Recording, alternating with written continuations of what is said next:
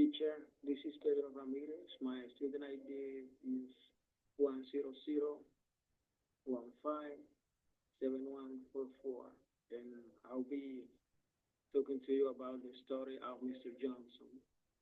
This week, I choose the story about Mr. Johnson and his first experience with an airplane. Mr. Johnson had never flown before and was very nervous because he had read a lot about airplane accidents.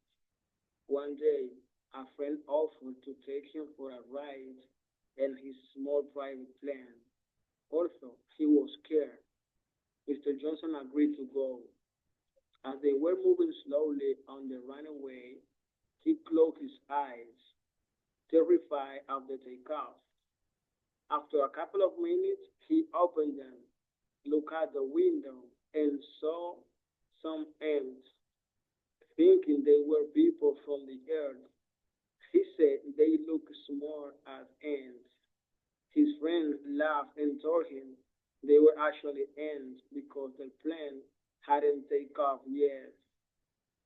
The message of this story is that fear can distort our perception of reality.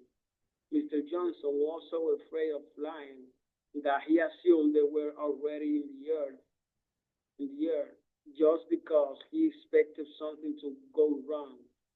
The story uses humor to show how irrational our fears can be when we don't have experience or knowledge about something. It also suggests that sometimes we panic before the real challenges even begin. The, the key takeaways in that fear, the key takeaway, the key takeaway is that fear is often more about what we imagine than what is actually happening.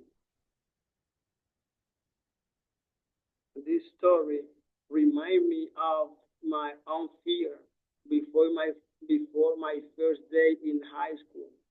I was so nervous that I imagined it would be the worst day of my life. But when I got there, it wasn't scary at all. It was actually fun. Many people in my community also avoid things like traveling by air because of fear, even when it's not dangerous. On a cultural level, this reflects how lack of exposure or misinformation can shape our reactions. Politically, it also reminds us how fear is sometimes used to influence decision or control people's behavior. Religiously, some people rely on faith to overcome fear, trusting that things will be okay even when they don't fully understand them. In the end, this story teaches us to calm our fears and not let them control reality. Thank you so much, teacher. That's all for now.